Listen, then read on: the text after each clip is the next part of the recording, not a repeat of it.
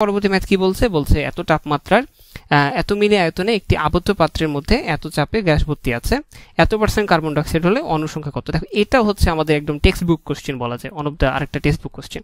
তাহলে আমরা কি করতে পারি, আমরা PV equal to nRT direct বসালাম। আমরা যদি এখান থেকে মূল সংখ্যা পেয়ে যাই, সেখান থেকে আমরা অনুসংখ্যা পেয়ে যাব। তাহলে এন ইকুয়াল টু কি লিখতে পারি, পিভি বাই আরটি। এবার দেখো পি এর মান আমাদের কত দেওয়া আছে, দেখো তো আমাদের সম্পূর্ণটাকে আমরা জানি যে আমাদের এসআই এককে নিয়ে যাব। তাহলে আমাদের কিলো প্যাসকেল থেকে প্যাসকেলে নিয়ে আসলাম। আমাদের আয়তন কত, আমাদের মিলিতে দেওয়া আছে, তাই না?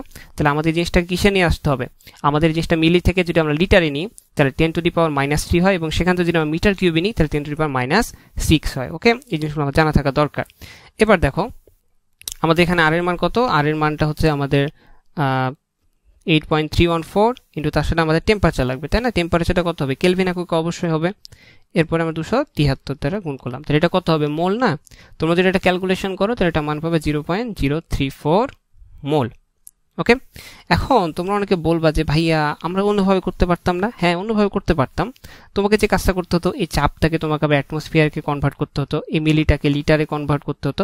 তো আমার মনে হয় এই জিনিসটা, হ্যাঁ, তুমি যদি এটাতে করতে তোমার ইজি মনে হয় তুমি ওভাবে করবা, এবং এই জিনিসটা কিন্তু ভুল করবা না। হ্যাঁ, যখন তুমি লিটার অ্যাটমসফিয়ার নিবা 0.0821 ইউজ করতে হবে, আমাদের কনস্ট্যান্টের মান চেঞ্জ হয়ে যাবে। তাহলে এনে মান পেয়ে গেলাম। এখন আমাদের এই যে মূল সংখ্যক আমরা পেলাম, এটা তো আমাদের সম্পূর্ণ পাত্রের মূল সংখ্যা। কার্বন ডাইঅক্সাইড কি এতটুকু ছিল না, কার্বন ডাইঅক্সাইডের 20%। তাহলে কার্বন ডাইঅক্সাইডের আমাদের অনুসংখ্যা ইকুয়াল টু কি পাই, এর দ্বারা আমরা অনুসংখ্যা রিপ্রেজেন্ট করছি, তাহলে 21%। তাহলে আমরা এটা 100 লিখতে পারি। এরপরে দেখো আমাদের মূল সংখ্যা কত ছিল, 0.034, এবং আমরা সবাই জানি যে এক মূল সংখ্যা সমান কত হয়, 6.023 ইন্টু 10⁻23t। ঠিক আছে না? তাহলে এটা ক্যালকুলেশন করলে কত পাবা, 4.3 ইন্টু 10⁻21।